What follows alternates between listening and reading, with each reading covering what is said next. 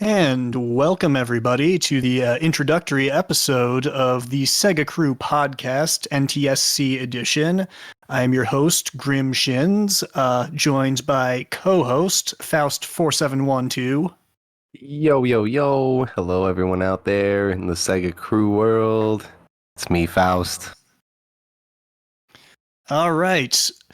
When I say introductory episode, some of our keen listeners may be like, hey, didn't Jimmy Diamonds and Grumpmeister do a podcast a couple weeks ago? And yes, dear viewer, they did.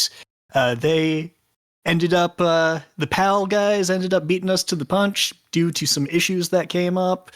So, much like the Saturn version of Tomb Raider, it launched earlier in Europe, but we're all here, and we're joined. Be a Sega fashion otherwise. Yeah, exactly. If it worked out well, it wouldn't be Sega. But we're joined by Gok and Owazrim tonight. Yeah. Hey. Two very fine, notable members of the Sega Crew community. Pretty much from the inception, I would like to say that both of you were in one of the first few events. Am I mistaken in that? Or I was in the first event. Correct. I don't actually Sega's remember on what my one. first event was. I can't remember that far back. Oh. I always think of Sega and it feels like yesterday. I can't believe it's been this long.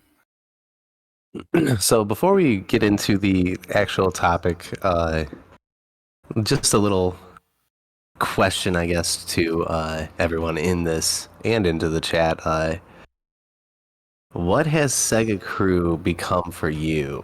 Because when I first got into this with everyone, it was kind of like it was just kind of like a coming together of like-minded speedrunners of Sega games, and it's kind of definitely evolved into more or less just showcasing of speedrunners, streamers, Sega aficionados, and just overall Sega stuff, which I think is a lot better of an evolution than I could have ever thought or predicted or expected. So I just want to think what your guys' thoughts are on Sega Crew and its effect on you.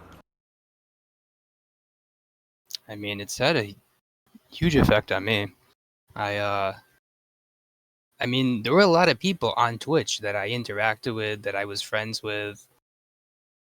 But it was like when we all kind of started playing stuff on Sega Crew, I became a lot closer with them, and I'd say I interacted with them even more and on a whole different level. And I remember, I think it was like before the first event, I want to say Z-Tox and Reanimation hit me up and they're like, yo, dude, you need to come do this event. And I was like, word.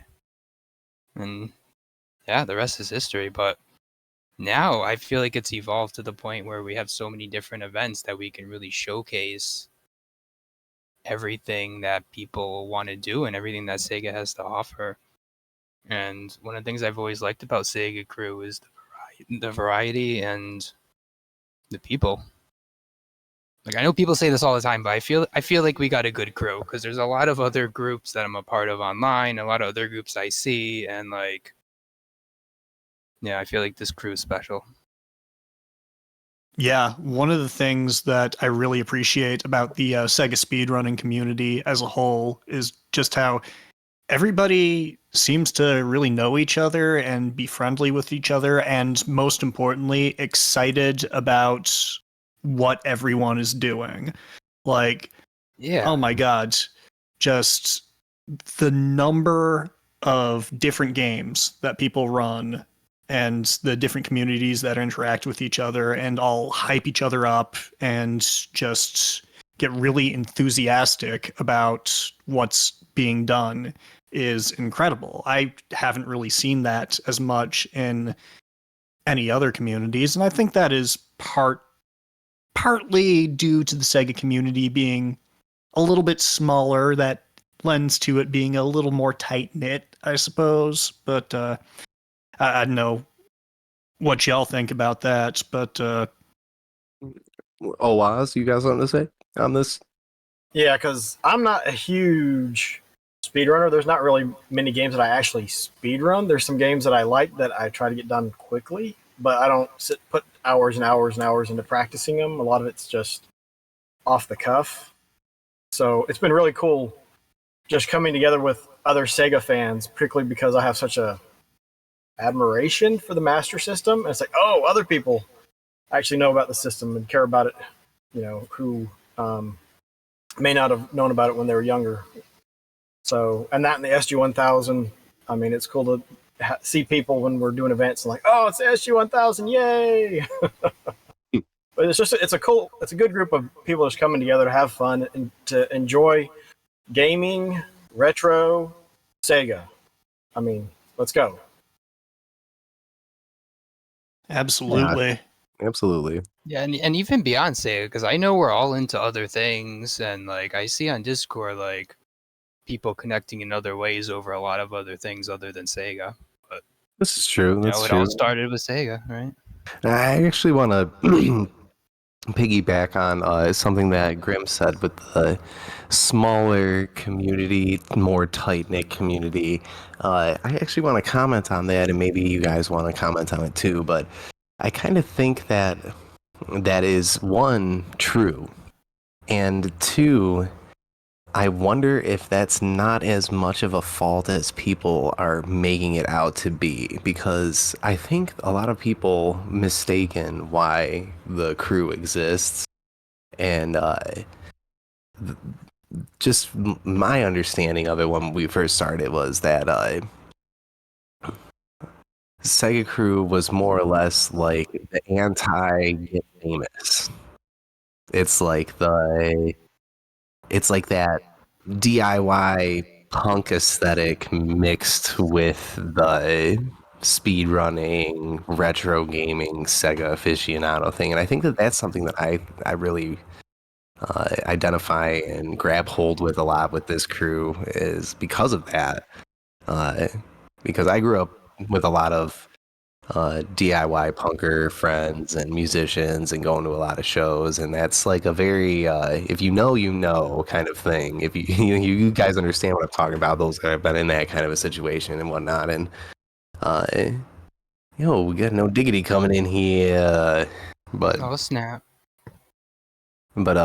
so I think that actually is a strength more than a fault. As much people like to think like, oh, maybe we can go bigger or have this grander like thing like with SegaCrew Live too. Like, yeah, we may talk about maybe getting like a bigger venue just so we can accommodate more people to come. But as far as like going like huge and stuff like that, I don't think that that's ever a goal for this crew. I think more or less the main root of why we started is still the main goal of this crew, and I think that resonates with a lot of people. And I could be mistaken, but I'd like to think that I'm not.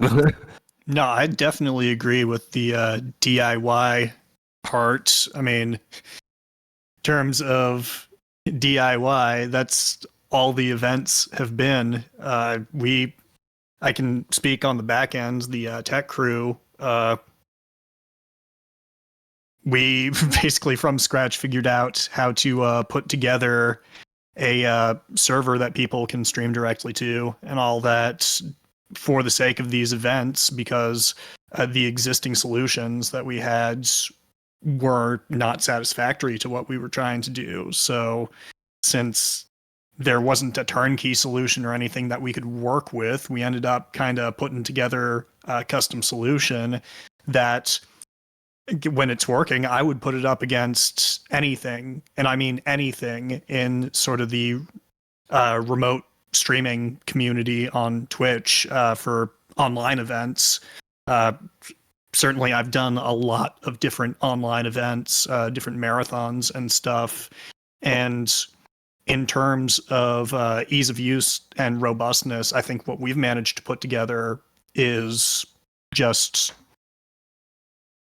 head and shoulders above the rest in terms of a lot of the ease of use. And, we have had people stream to us from Brazil, from Newfoundland, from the UK, from I think we've had people from Japan as well, I believe so. just all over the world, and putting together a solution that works there has Well, been speaking of, like, fantastic. And I've got to give a huge shout out to No Diggity One for I was gonna say, really leading the charge on that. I mean, hell, it's his server that we're operating this podcast from right now. So I think that's a good segue into No Diggity.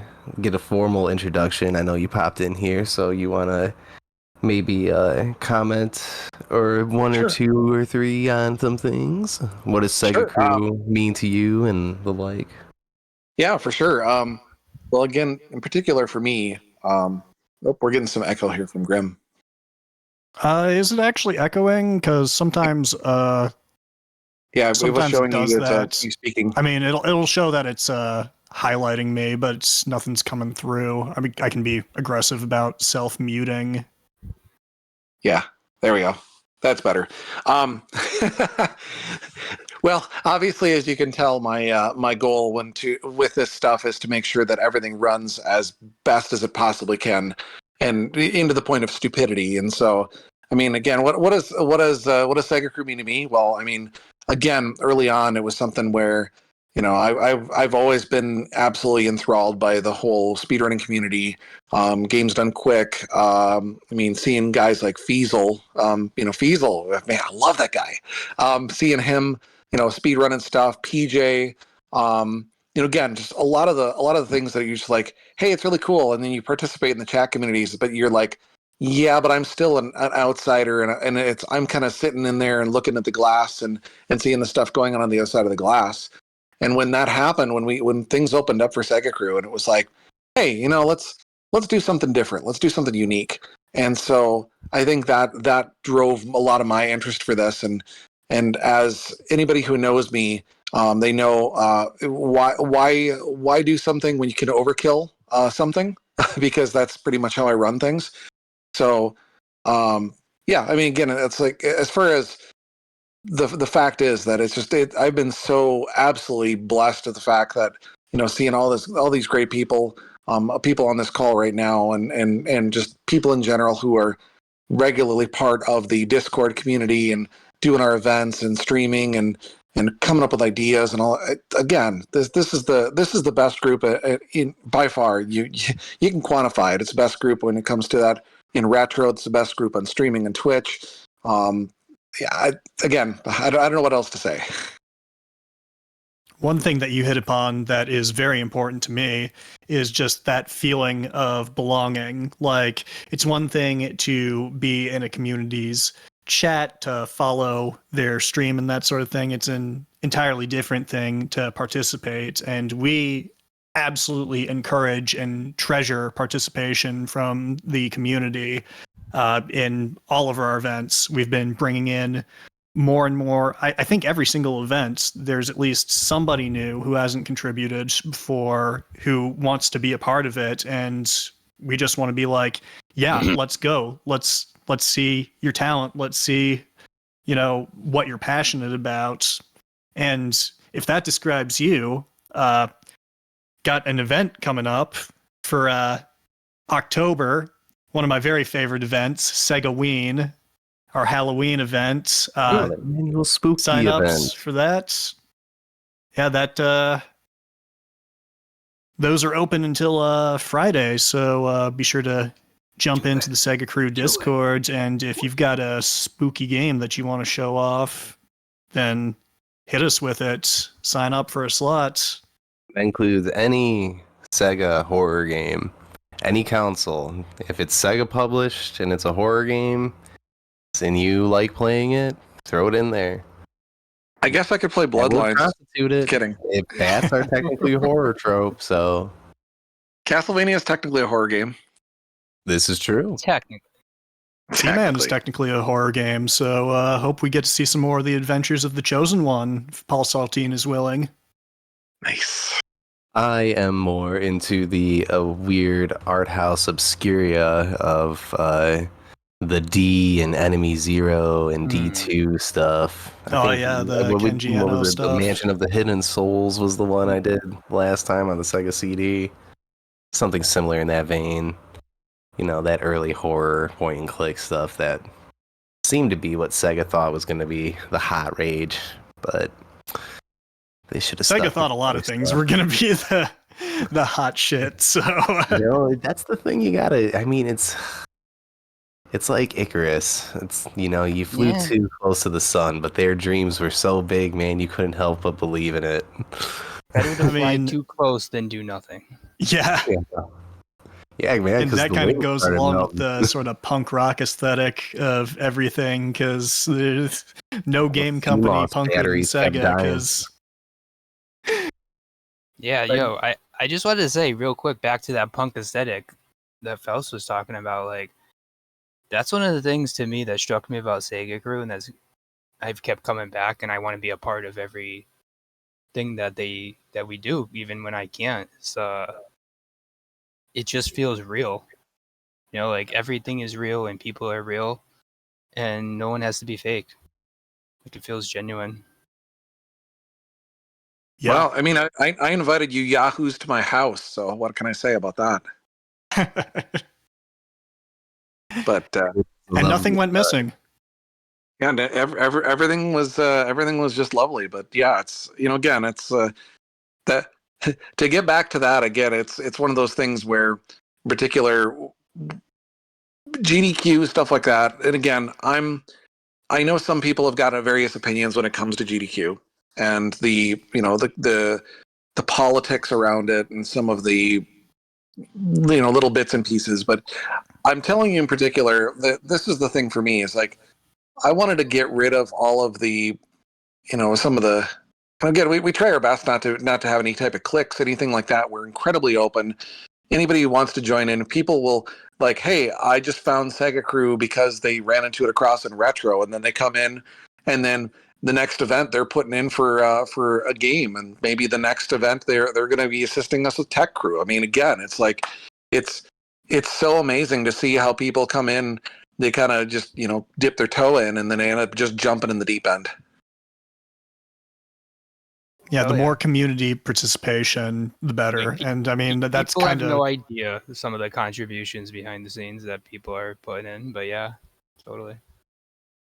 All right, we just want to bring all the Sega fans together online and play some video games.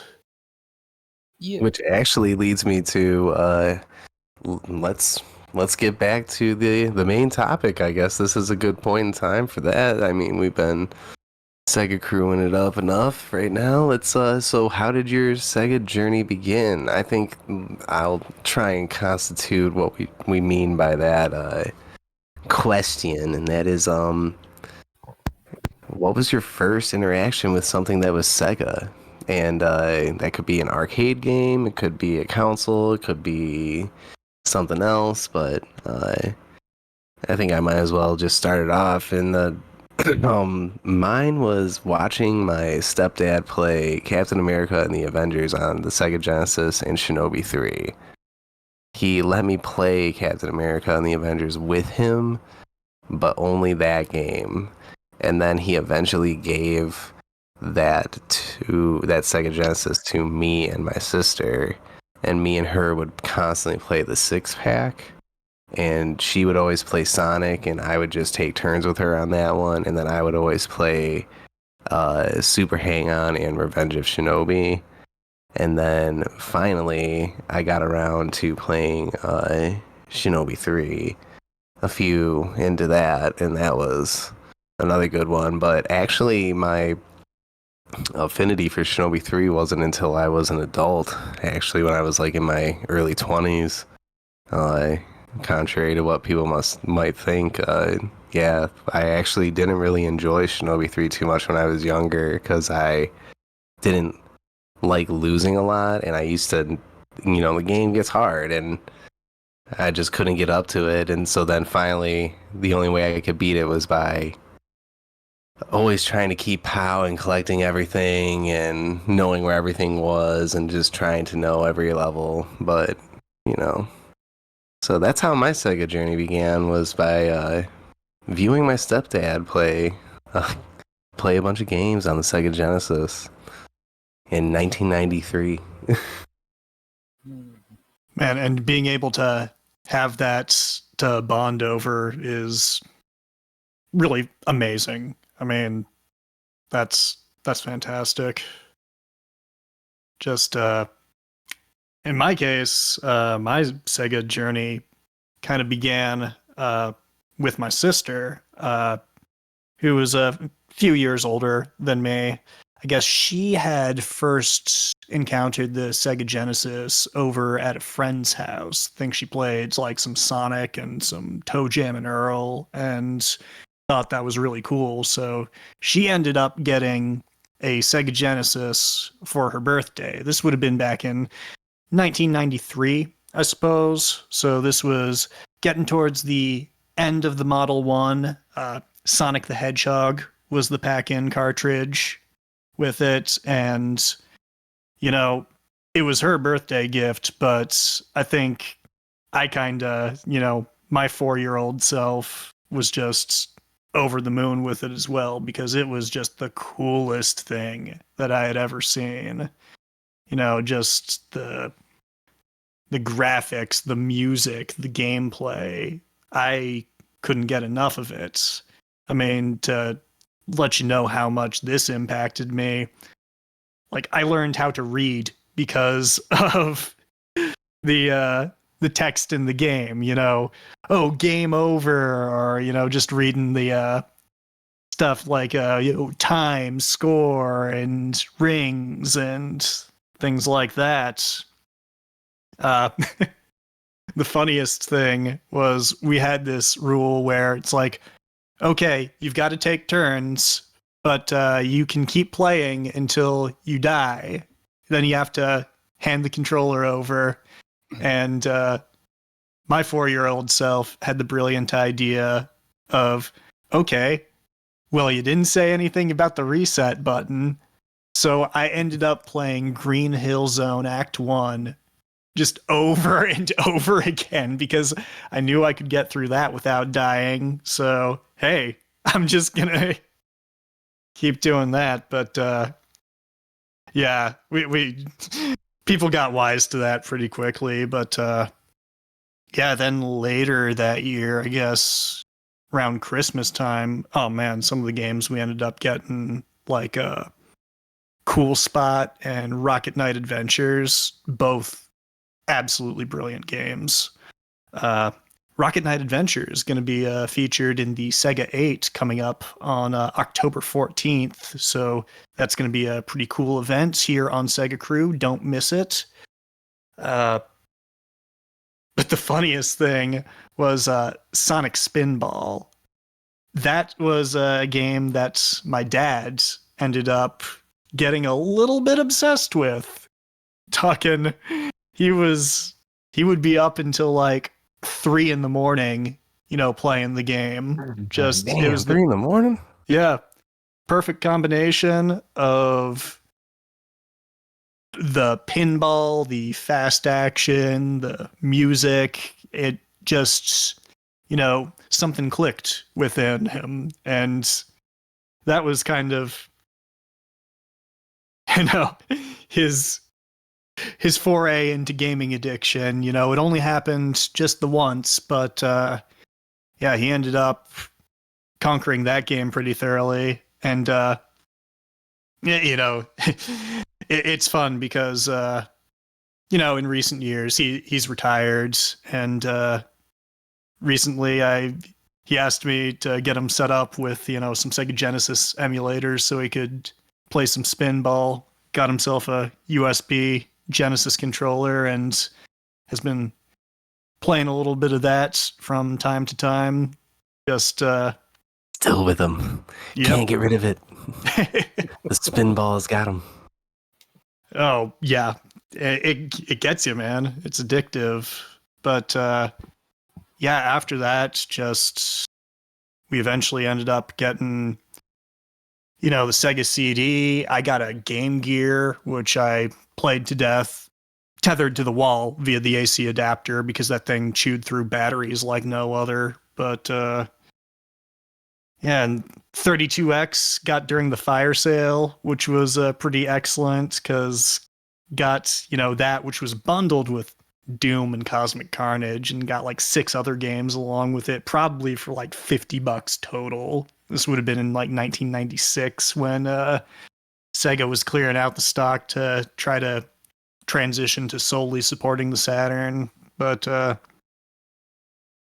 I got other consoles after that. I was a Nintendo kid for a while with the 64, but came back during the Dreamcast era. And I don't know, I've just got such good memories of playing the games like with my sister.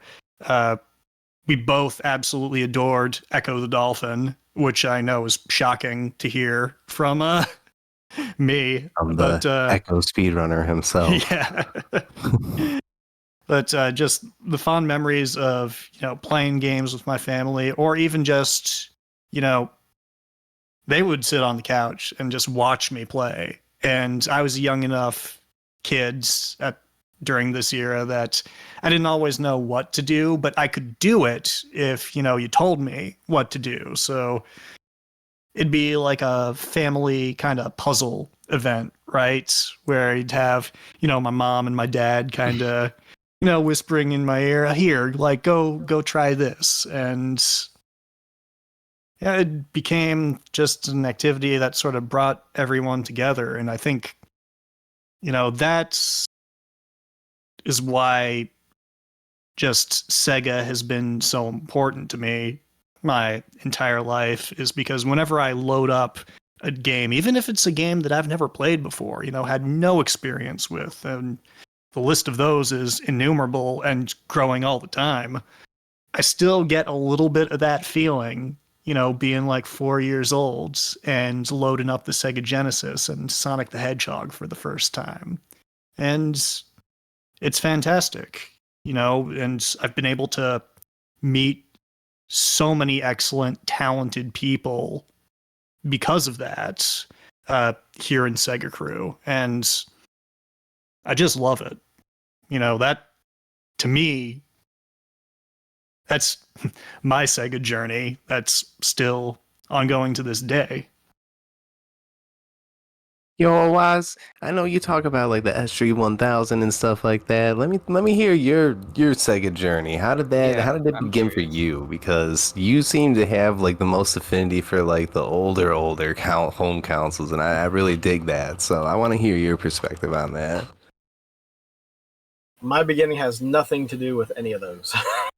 Oh snap! Twist. I didn't grow up with the SU-1000. I mean, I don't know anyone outside of the States that would have, because I think it was Japan and Korea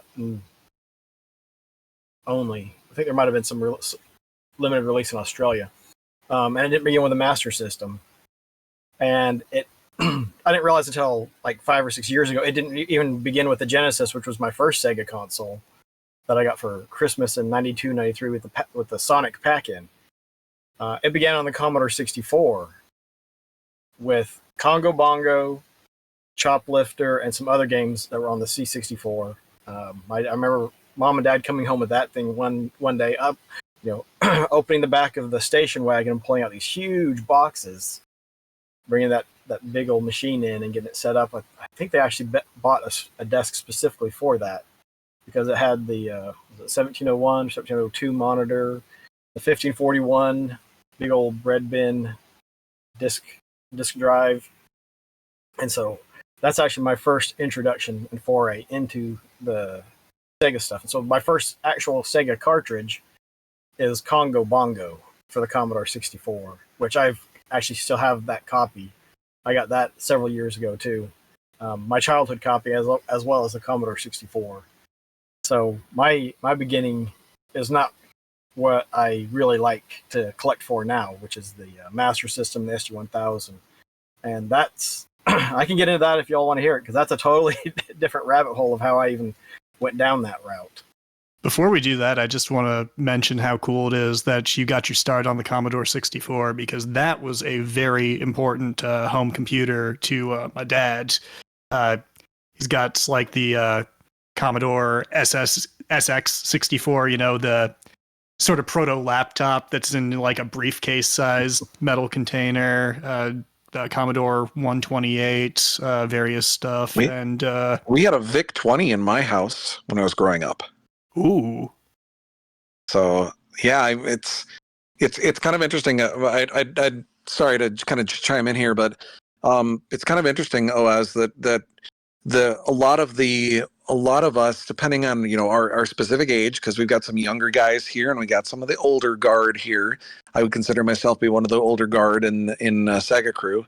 But a lot of people started out with the gaming, the home gaming systems, where it was like, hey, we'll sell you a computer. Look at all these productivity things you can do, and oh, and by the way, they can do video games. It's like, no, you were designing a delivery device for video games. It just so happened to have the option for, you know, the print shop where you could do banners and things like that, and the various word processors and or even spreadsheet applications. But those were definitely the secondary use cases versus just trying to sell it on having a family gaming system. Would you agree with that? Oh yeah, and we actually got lucky because at the time we got the Commodore 64, my dad worked for a disc manufacturing company. I think it was called Zydex, and there was a guy there who's like, "Hey, if you get this machine, I will get you a ton of software." And I didn't know it growing up, but it was all bootleg.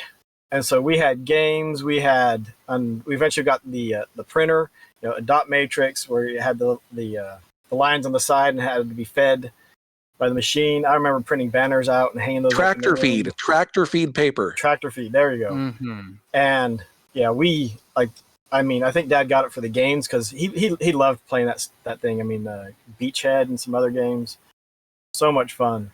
But you know, it was a weird how it all came about, because he worked for this company that made discs. This guy, and I mean, he gave us a ton of discs. I mean, discs and discs and discs. And like I said, I think we bought one or two actual games for the system, but we bought Print Shop, but the disc that came with it, there was what was it, Sticky Bear, what is it? There was a Math Blaster type game. I remember playing that a bunch.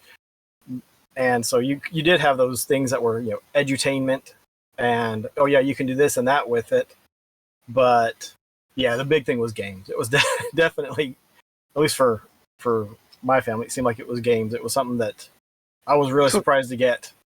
So I'll ask you the question too, and again, just see how it kind of aligns with my experience. But I mean, you mentioned your parents bringing home the computer.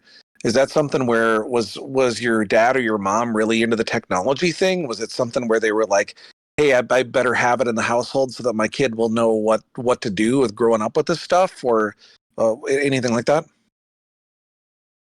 Thinking about it, I don't know, because I'm trying to remember the first PC we had ran. I can't remember what version of DOS. It was before Windows 95. So, man. And I imagine it did have something to do with that because, you know, my dad worked for this company that produced discs, the actual floppy disks, and so he had to have known, you know, this is a big thing. This is what's coming on. And I believe my mom at the time was doing secretarial work for a paint company, and so she was using computers early on. So I don't remember like ever having that conversation, but it would completely make sense because, you know, Dad was in the field, even though, you know, he wasn't making computers. He was making something that at the time, you know, computers had to have these because, you know, they had gotten away from punch cards. Yep. But And it just seems like, again, in the probably early to mid 80s, when that was starting to happen, when you've got like things like the IBM PC Junior, other systems like that, where they were starting to really, you know, pitch and say the family experience. And, you know, again, of course, you know, we're talking Sega, but you have Nintendo having the Famicom, which is the family computer, and all the different add-ons and attachments that they did onto the Famicom. And it was just, again, around that time, around that era, you know, early 80s to mid 80s, right around that time, it was just like all of the computer companies were just saying, you better get a computer in the household because your kids better get to know how to use them. It just seemed like that was the big motivator. Well, Sega Yeah. also had a bit of that strategy with the SG-1000 platform, and what was it, the SC-2000? The SC-3000, and how Sega wanted to do computers, and so they were doing the SC-3000. But then they found out what Nintendo was doing, and they're like, oh, hey, we want to be able to compete with Nintendo. Nintendo's getting into this, so let's do it too. And so that's why we got the SG-1000, which is just a pared down SC-3000, which then they later released the keyboard for so that it could be used as a actual computer, like the SC-3000. I wonder how much productivity software actually was used on the SC-3000 platform. It's an interesting question. I have a few pieces of it, and actually some of it is really expensive to get because I guess there just wasn't a ton of it, manufactured. And I would guess a lot of that stuff, when a computer goes out, you just throw it out. All right, let's get rid of all of it because everything's being upgraded, and that was the only Sega computer that they made for a long time until they made that combo Genesis unit. Oh yeah, the Terra Drive, or there was also the Amstrad Mega PC over in Europe, which was basically just a generic x86 compatible computer with a Mega Drive built in. Yeah, I'd be interested in more of the sort of traditional computer software on the SC-3000 and whether or not it's been dumped, because I know particularly with software that was exclusive to the Japan region, there's some interesting cultural differences regarding sort of the scene between Japan and the US. Like over here, the real motivator is if you've got a rare piece of software or something like that, you dump that and you make it available online and all that in the name of preservation. But in Japan, particularly with like arcade PCBs and that sort of thing, but with some prototype software and rare software as well, it tends to stay more in private collections. I know if it was explained to me once as sort of a national pride sort of thing, but very interesting, the different philosophies there. But I mean, it kind of makes sense. It's kind of like with a bunch of like car collectors here in America. That's a pretty good analogy for it, I think. But OAS, so yeah, you kind of got your start on the Commodore 64. That was your first exposure to Sega. But when did you start getting into the home console side of things? That would have been the Genesis when it came out with the Sonic bundle one Christmas, and actually earlier this year I made a video like recreating how I got it, because I had I didn't really know anything about, I don't remember anything about Sega at the time, because it was all Nintendo, and what few systems my friends had was the Nintendo. But the way we did things is Dad always handed out the gifts, and so Dad handed me a game, and I remember I ripped off like one corner of it, and then Mom ripped it out of my hands. She's like, "You can't open that yet," and I was like, "Okay, this is a first. That's never happened before." And later on, Dad hands me the bigger box, which was the console itself, and so then I open that. And then she hands it back to me, and then I open it, and it was Desert Strike. And Nice. so, yeah, that was... Ooh. Everything made sense then, and, I think that has made Desert Strike like one of my favorite games. Because of the attachment I have to it, and, my dad was very proud of America and the ability to... Well, that was the thing about a lot of Sega games back then too, is that they kind of really took a lot of advantage of the Gulf War Yep. and used a lot of that stuff in their games. Like a lot of Saddam Hussein jokes are in a few segments. Oh yeah, the very obviously not Saddam Hussein, please don't sue type of villains in the games. Let me tell you though, Oaz, I can definitely vibe with the oh, you can't open that one yet because it'll spoil the surprise Or the of big like one, There was an the order big of one. operations for Christmas. Sometimes there were because you can't open one. You have to have A before you can get B, and if you get B, it's going to spoil A, and then because it would have been really weird to just be like, hey, here's a game for a console you don't have. But I remember just going through and opening up the console, and we had an old CRT cabinet TV and RF only. I just remember switching between Sonic and Desert Strike, and like I don't know how. Somehow, Mom or Dad must have had some like tracing paper. I mean, good size tracing paper, because I would stick it to the TV, hit pause, and then like draw the map on it. And then when I went through and found where ammo was and the weapon crates and all that stuff, I would put it down on the map, and it was probably 25-inch TV, so pretty good sized piece of tracing paper. It's like, how the heck did they get that?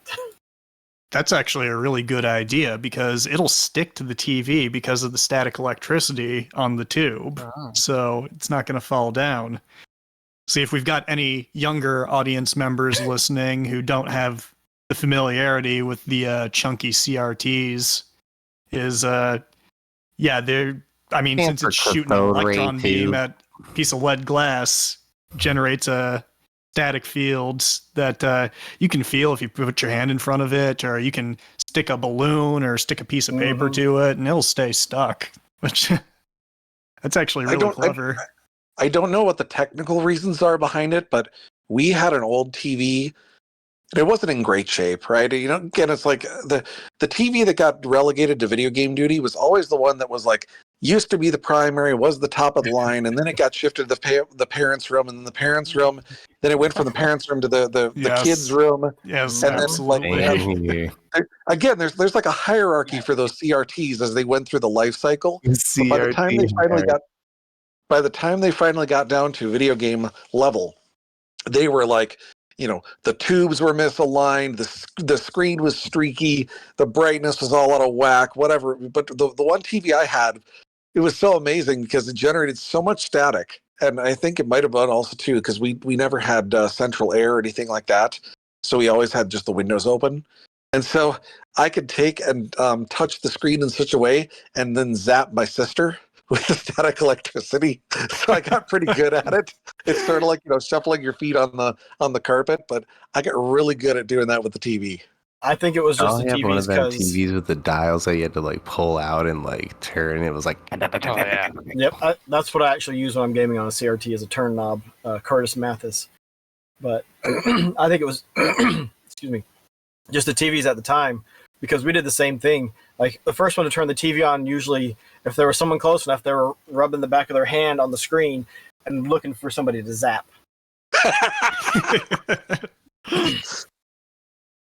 That's fantastic. See, kids today, man, they'll never know the we'll unique never know pleasures of the CRT.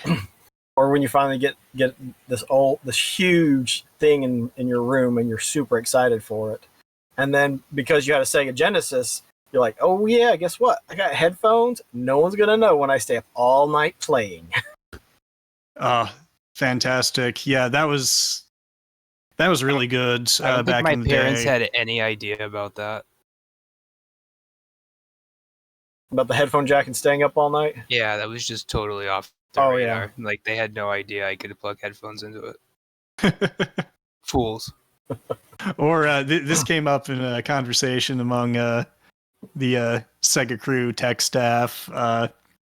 Sega actually released a branded pair of Sega stereo speakers for the Genesis Model 1. You would have to... They're one of the rarest Sega items these days because you had to mail off for them. They weren't available in stores or anything. You needed 3 proofs of purchase from eligible Sega cartridges. You would send those to Sega, and I'm sure like 6 to 8 weeks later, you would get these little mini stereo speakers. People are asking a we were just lot of talking money about for that. them. Mm-hmm. I just posted a link of the eBay for that stuff. Remember? Yeah. I mean that's Mhm. why I bring it up. Oh, Like, That's why most of us know Well, about it. then you've got brands of the time where, like, I want to say it was like KOSS, KOSS. There was another one that was like Altec Lansing was another one that was really heavy into speakers at the time. So I saw that square and it looked very familiar to one of the ones that like they used over and over and over again branding wise. But it was made by I think it was KOSS, KOSS. But there was but yeah, that was the one that you always would get when you'd get a set of you'd buy a new computer. It would have a sound card, and you'd always get you'd have to decide on the speaker set. um, and it wasn't until way later before we started adding things like subwoofers, and then Logitech and then the other companies decided to go crazy, and they're like, oh, here's 17 speakers to attach to your computer. can definitely relate to that because I actually had an Altec Lansing set of speakers. This is probably when I was in high school that had the subwoofer, and then eventually upgraded to the Logitech 5.1 sets that had 5 satellite speakers and the subwoofer. And of course, it was completely useless because I couldn't get a surround effect about it because I couldn't mount them to my wall or anything like that. Just not. My parents weren't going to let me drill holes in the wall for that, but more speakers is better, right? So So yeah, when at the time the PCs you'd plug into would have 5 or 6 analog jacks on there for all of the different channels. I yeah, or when I upgraded to the new Sound Blasters and things like that, or the Sound Blaster 64, and anyways, yeah, just all that retro gear. It's pretty wild because there was a bunch of crossover that happened at the time. Because again, as far as Sega is concerned, they were just a set of shielded speakers. all right, perfect. And let's see here. Have we heard from everyone? Have we Gok, did we talk to you about it? No. Explain thy journey. Started a long time ago. I don't know. Young Gok, he just wanted video games in the house. Like, I used to go to arcades all the time, and at one point I had a Game Boy, but like all my cousins, I would go over their houses, and a lot of them had Nintendo. And I was 5. I just started kindergarten, and I remember my parents asking, like, always being at people's houses and my parents asking them like what system they got for their kids, and I would always be trying to like eavesdrop on the conversation to figure out which one they were going to get me. So at that point it's really out of my hands. I knew they were going to get me a system for Christmas, but I didn't know what it was. um but before that Christmas, I want to say the first game I played on a console was almost definitely Sonic the Hedgehog. Going over to my cousin's house or my friend's house, playing that. And then I played, other games, but I feel like that was definitely the first one that I played on the console. But then for that Christmas, I have a photo somewhere in Discord on SegaCrew. I couldn't find it, but I got Sega Genesis, and it was just all downhill from there. Came with, I've been asking myself this because I always assumed it came with Sonic the Hedgehog and Heavy Nova, which was the other game that I got. But in my head, that doesn't make sense. Like, Yeah, Sonic the Hedgehog was the pack-in cart for yeah, I was gonna say my long parents run. must have got me that Heavy Nova game, and I don't Yeah. know if anyone's ever seen that game. Oh dear. Beyond words. I'm not even gonna talk about it right now. Yeah. But it is a game that did exist. That's all you need to know about it. Fantastic.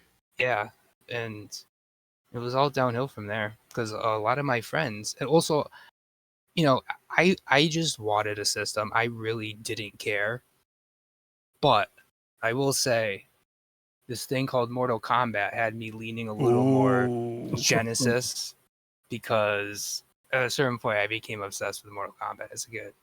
Blood. I'm an artist now, but I used to like Gore. get those manuals and the Mortal Kombat magazines and draw the characters, and I don't know how much I would have been able to do that if I didn't get that Sega that Christmas. Absolutely. I eventually got a Saturn after that, Mm. which to this day I miss more than a lot of my other systems. It's like we had such a short time together. Yeah, see, But- I didn't have a Saturn during its market life because let's be real, Sega did not handle the US launch particularly Yeah. well. But I eventually got one many years later, and it's become very dear to me, one of my favorite That was the consoles. same with me, Grim. Like, that's one thing I need to go back and replace, because I'm not gonna lie, I was heartbroken. I forget what I wanted for Christmas, but basically I came downstairs and my parents had replaced my Saturn with my other system. They had like traded it in for me without my choice. Permission or I was kind knowledge? of always upset about that. Yeah. But Without your consent. yeah, when I go back and collect, that's one thing that I'm really like looking forward to, is because, like you said, it was like a drop in the hat, a moment in time for Saturn. It was so hard to get games. I remember trying to rent them at like Blockbuster. They had nothing. Like, you were lucky if you could even get games for it. Yeah, the only real exposure I had to Saturn at the time was my local Blockbuster Video had a display set up with Panzer Dragoon Zwei, which looked really cool. But I mean, it's like we were still just the Genesis and the Sega CD at that point. So if we were renting games, it was for that. And it wasn't too much longer when I think a lot of people our age ended up with an N64. I think the multiplayer aspect of it That's what certainly happened. sold a is, lot like, of us, I Yeah, just the couldn't get games PlayStation anymore 1, for the Saturn, actually. so I think my parents got me the 64 just because. I went from a Like, literally Sega Genesis took my to a games. PlayStation 1. That was my transition. Same here. Yeah, I mean the common thread being it's like, okay, you start off with the Genesis, you probably didn't go out and buy a Saturn afterwards, but yeah, that is tragic, Gok. Hope that have you I been wanted able a Saturn to so bad. I wanted to play Nights into Dreams back when I was like Oh, that was 7, my 8. I jam. wanted to play it so badly. But nope. Ended up getting a PlayStation 1 with Gran Turismo and Star Wars Masters of Terras and Twisted Metal. well, like two of those are good. I do like Masters of Terras a lot of people don't, though. Now, since a lot of us ended up getting the Genesis with the pack-in Sonic the Hedgehog, I've got a question about this because I remember, And not Heavy Nova. yes, and not Heavy Nova. I did not get the Heavy Nova bundle. It was probably sold out. Rare collector's Yeah, I edition. remember because the bundle included Sonic 2, but not in the box. You had to mail off to get a copy of Sonic 2. So it was Sonic 1 in the box, then probably Stamped with not for resale on it. Yep, stamped with not for resale. Then probably 6 weeks later, which is basically your entire life when you're 4 years old, we ended up, getting the copy of Sonic 2 in the mail, again stamped with not for resale. So I guess that must have been, that brief period of time in the mid 1993 where they were still selling the Model 1 Genesis with the Sonic the Hedgehog pack in. They hadn't switched over to Model 2 with Sonic 2 yet. And that's Yeah, a different bundle than I got. I didn't have a option to get Sonic 2. I just got Sonic. And because I can remember going to Toys R Us when Sonic 2 was coming out and looking at the demo kiosk and just seeing how smooth and how much sharper Sonic 2 looked compared to Sonic 1. And my brother and I playing the versus mode against each other at Toys R Us. I also the think it split had a lot screen to was do with something like else. geographical areas. So like I feel like more coastal towns got things sooner. So I feel like they probably got like the Model 2 bundles and those Yeah. before people in the Midwest and the West and stuff like that probably. Yeah, 'cause So we got for ours for the Christmas. I had already been playing Genesis before because a buddy of mine in my neighborhood, my buddy Jake, he and I grew up since we were born. Basically, we've known each other. We lived in the same neighborhood, and it was and so he always had really cool stuff. He had like all the video games. He had a Nintendo really super early. He had like a Nintendo early enough that it wasn't the orange zapper. It was the classic zapper that looked like it could be dangerous. the gray one. Yeah, the gray one. And then he got a Genesis early on. He had the Genesis when it was brand new, and I mean like didn't even have the copyright screen on it, and it had the high definition Altered graphics Beast on it. one. Yeah, that was the Altered Beast bundle. That was what I was gonna say. We played Altered Beast on that one. And then I remember us playing lots of Golden Axe and Sonic and yeah, it's a bunch of stuff. And so what happened was I it started out with him having it in the neighborhood, and there were a couple other kids who ended up with Genesis, and then I got the Genesis later on. Again, it was a Christmas thing, a joint Christmas for multiple kids, and so we had the pack in with Sonic, and we had Sonic 2, and I had Starflight, and we had Super Monaco GP, and then my brother got Madden NFL. So it was like at the time, but I didn't appreciate how cool getting Starflight was, and now I reacquired one. I got one complete with the manual and everything, which is really awesome. Yep, and the map. Awesome, because that is like one of my top 10 games of Starflight. I played through it on Buddy had it on his Mac, black and white Mac, and so we played through Starflight on that. And then I was like, oh wait, there's a Commodore 64 version. So I bought it on that and played through it. Then I played through it on PC, and I found the Genesis version and played through it on there. It's a great game. You want to know what else has a cool release is the Pirates Gold for Sega Genesis. You guys know what I'm talking about? Nah. I don't know that one. I played it on Nintendo, and it's a terrible game. It's kind of similar on the Genesis, but the Genesis version came with like this map of like the whole like thing, and the whole presentation of it overall just seemed a little bit better in my opinion. But that's my Sega bias. But I always thought it was cool back in the day when I saw that one. I was like, whoa, there's an actual pirate map with this they give you. Oh my God, Faust, you just sparked such a memory in me because I didn't have any familiarity with Pirates Gold, but I would have loved it based off of what you just told me because of the pirate map there. I was so into pirates as a kid, just like the pirate Lego sets, all that. You know, we all watched Goonies growing up. Yep. We all watched Goonies back in the day, so I think we were all in love with that story too. Yeah, I'm still looking for treasure.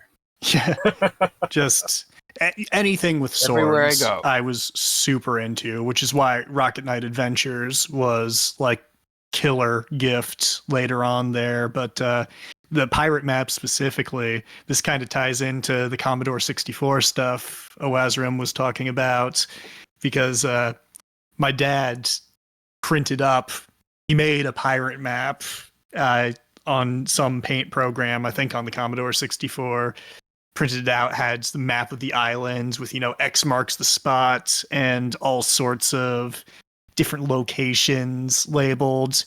And, he had a theater background, so props background. He aged it, made it look like parchment, burned some of the corners of the paper with a lighter, just made it look old. And it's just like, oh man, this map leads to treasure 100%. So yeah, I probably would have been into Pirate's Gold. I'm going to have to check that out then.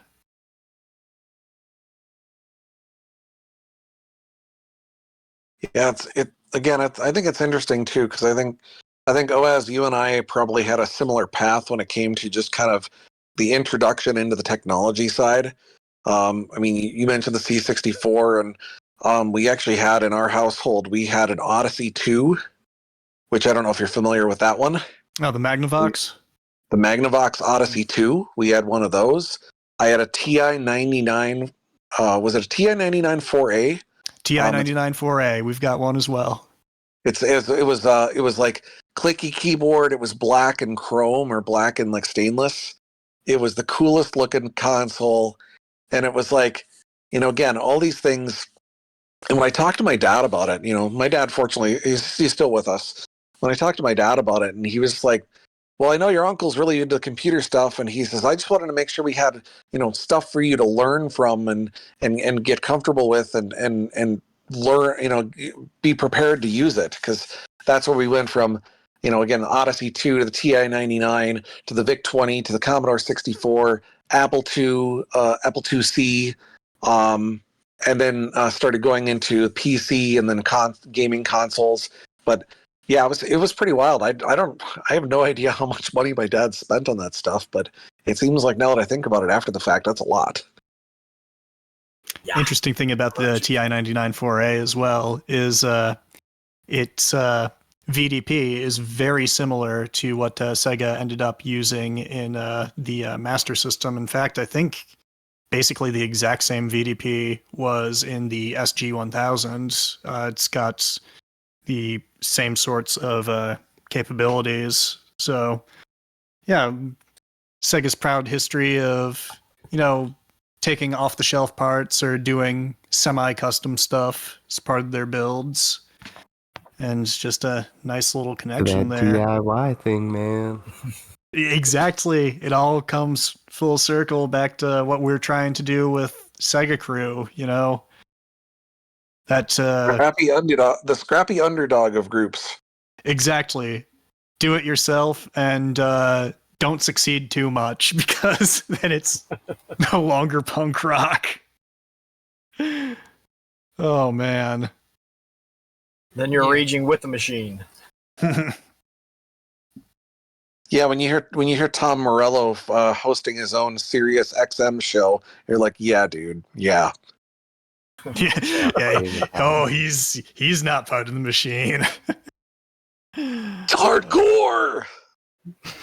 Oh Lord, man, this has been phenomenal hearing about your stories and just the memories there, and like I can tell, made a huge impact on each and every one of you, and I'm glad that happened. So here we are in 2023, 30 years after Sega's prime in the US market, at the very least, still enjoying these games, talking about them, sharing our stories, and connecting with all these people and putting together these events just to show the stuff off. It's incredible. And I especially like how this first NTSC one of the podcast was dynamically split between many eras of what happened, because I liked how No Diggity and OWASP were able to put the very golden age years of it in the beginning, bringing it all the way up to when people like myself, Gok, and you, Grim, were getting into it all.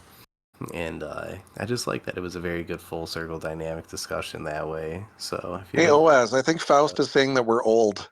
I was about to say, I think he found a nice way of saying we had the old guys on. Exactly, yes. You just remember I'm more. 33. I'm just as old, man. Yeah, dude, I just turned 35, so I'm not exactly a spring chicken in regard to this kind of stuff either. Back in the old day, I remember. I had to plug in my TV, and then you had to pull this knob to turn it on, and there But was. if you think, Had You to think get up about off it. the couch and walk all the way across the room to turn the knob, and we only had 3 channels, and only one of them was good because that one showed Gunsmoke. Well, hey, like, I like if you know what vertical hold and horizontal hold are on a TV, you're old. Or we'll put this caveat in there, or you're a retro gamer that actually has a CRT. There you Yep. go. So you can Okay, play there you light go. gun and 3D games. Yeah. Let me tell you, who here has spent some hours in the service menu of a Sony Trinitron? Yeah, I never went down that rabbit Nope. hole. Nope. I would I've- encourage you not to. I Nothing moved good one comes too of many it. of those. I just remember that we were, because like when we were in junior high into high school, we ended up getting to become good friends with a couple of the arcades. So there was the one arcade at the mall, and then there was another arcade that's actually, I don't know if it's still around. I think it is. There's a place in case, again, if anybody who's listening, if you're in the Hopkins, Minnesota area, there's a place called SS Billiards, and that place he had, I think he's pretty much specialized now in pinball, but he used to have a bunch of stuff. We'd play a bunch of the Neo Geo fighting games, things like that. But the long and the short of it is, we got to be, good enough friends with the various operators that we got to see, and they're like, hey, you want to see some cool stuff? And they'd crack it open and open up the service menu on some of these arcade consoles and make it to see all the crazy stuff you could actually do with them.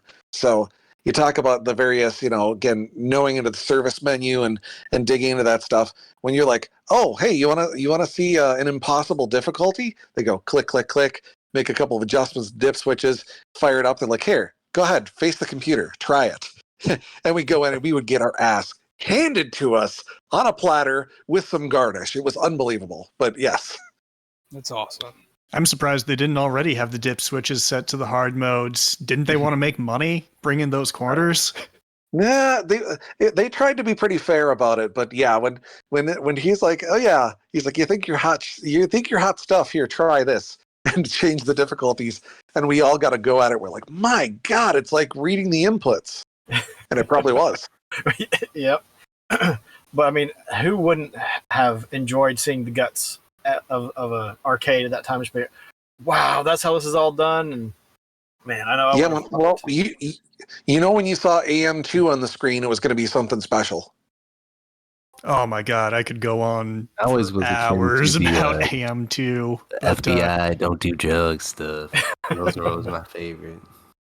And then of course the fact that have the head even of to the this day- FBI saying, "Don't do drugs. Winners don't do drugs." Well, at the next SegaCrew Live, we're gonna find an arcade that's got a 4-person or 4-place Daytona USA, and I'm gonna school every last one of you guys. Oh, Just yeah. absolutely wreck you Okay, in thanks. Daytona USA. Word. Diggity definitely strikes me as a guy who knows how to, gear shift drift in Daytona. And Daytona. He Yeah, has set down the looking forward gauntlet. to that. He shall be It- taken down swiftly. It sounds like we just need to get 2 people to box them in, and then let the 4th one go. Oh, there's ways around that. I've known that feeling too.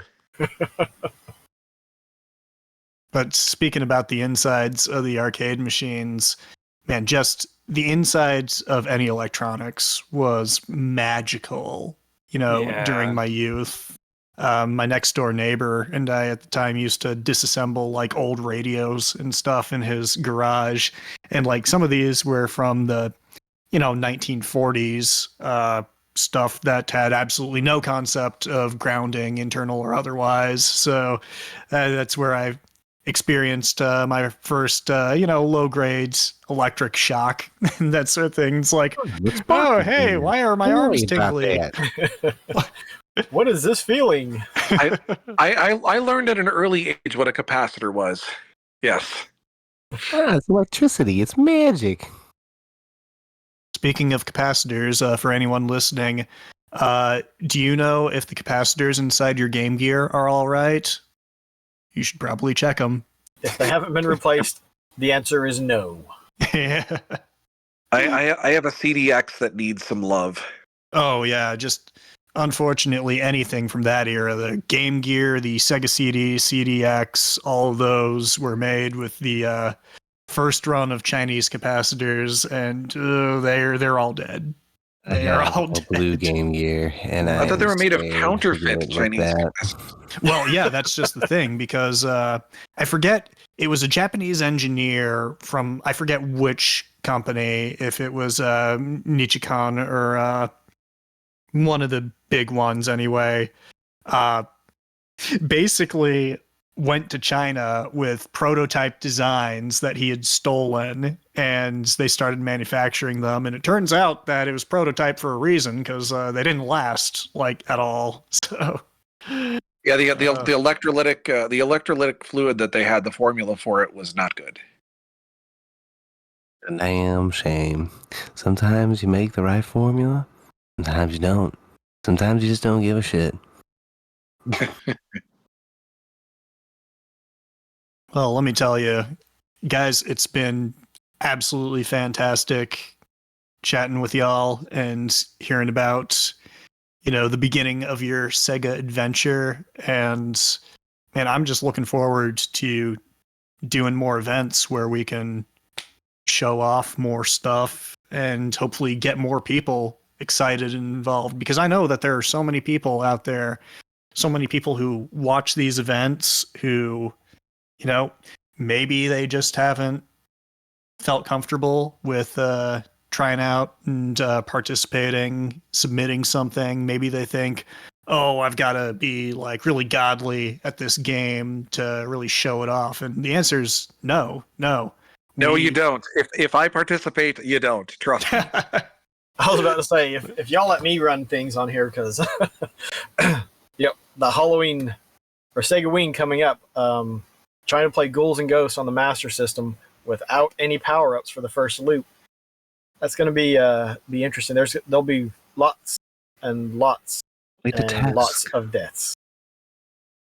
If you can pull that off, my hat is off to you, because that is not an easy task to accomplish. I mean, that game's pretty hard even when you grind out the power-ups in it, and that's going to be some fun. But yeah, so anybody listening, if you've been kind of on the fence about joining a SegaCrew event, please don't hesitate. You don't have to be good at the game you're playing. You don't have to do a speed run. Just be chill and enjoy Sega. Yep. It's literally the only two requirements. That's it. Come and enjoy yourself and actually like hang out with the people that you've thought you've wanted to meet, because that's what we're striving to be, and that's kind of what we are. And with that being said, I'm just gonna follow up with what Grim said and say thank you to everyone that was on today. Gok, Diggity, Oaz. Yeah, bro. Thank you to everyone in chat. And be on the lookout again for the Sega 8 race. The Sega Wii submission window is closing once again. That is this Friday. And we look forward to seeing you all again soon. Remember, we are going to be doing this once a month. So we will see you guys again in October. Yeah, and just to reiterate, got some Sega events coming up very soon. Over on our friends at Retro Gaming Live TV on Twitch, there is going to be another Sega Sunday countdown on October 1st, this time covering the games of 1992.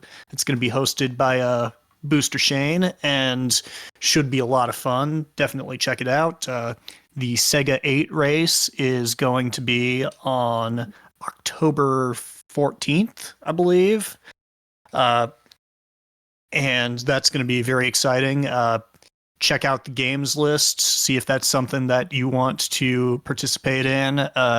8 very high quality Sega Genesis games, speedrunning. Winner of the race wins an analog Mega SG FPGA console, compatible with Sega Genesis, Sega Master System, and unofficially a whole bunch of other stuff as well. But Pretty neat little thing. Yeah. Very much so.